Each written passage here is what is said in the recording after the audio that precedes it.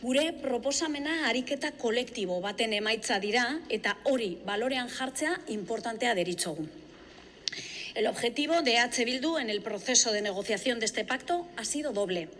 Por un lado, dotar a las políticas de seguridad de una lógica integral, más allá de la acción policial, pero sin obviar esta.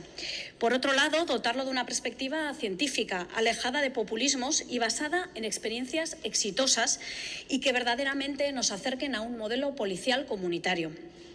Bilbori eragiten dioten gai guztiak EH Bilduri ere eragiten dioten gaiak dira. Itun honen negoziazio hori filosofia horrekin ekin genion. Jakinda gainera azken aldian hainbat irudi kezkagarri ikusi ditugula udaltzaingoaren parte hartzeari dagokionez. Horrela, EH Bilduk proposamen egingarriak eta praktikoak plazaratu ditu. Sakontasun demokratikoan, gardentasunean eta kontrol zein bermeetan oinarrituta. Hemos logrado dar pasos hacia unas políticas públicas de seguridad participativas, donde existan más mecanismos de control y transparencia, que sean garantistas en su atención a la ciudadanía, que se basen en la prevención y la convivencia, que se desarrollen, en definitiva, de manos de la comunidad. Baina, argi izan behar dugu, hau ez dela amaiera bat, hau hasiera bat baizik.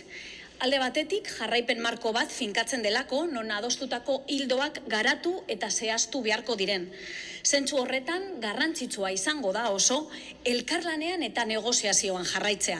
Bai, itun hau sinatu dugunon artean, bai herritarrekin ere. Itun hau, azken finean, planifikazio tresna bada, eta tresna hau, martxan jartzeak adostasun gehiago eskatuko ditu.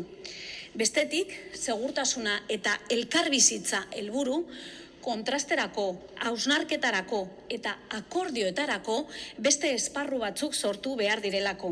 Eta horrek elkarrizketa eta adostasun gehiago eskatuko digu. La seguridad es uno de los pilares del bienestar. Refuerza que podamos ejercer nuestros derechos y nuestras libertades, pero la seguridad, insistimos, es más que la acción policial per se. Son políticas sociales, políticas de vivienda, políticas de redistribución.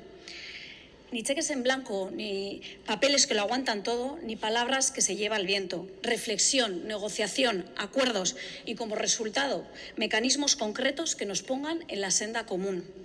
Hoy, más que nunca, es necesario dar pasos que nos permitan una perspectiva de seguridad integral. Y desde este pacto seguro que surgirán herramientas que nos ayuden a profundizar en ese camino.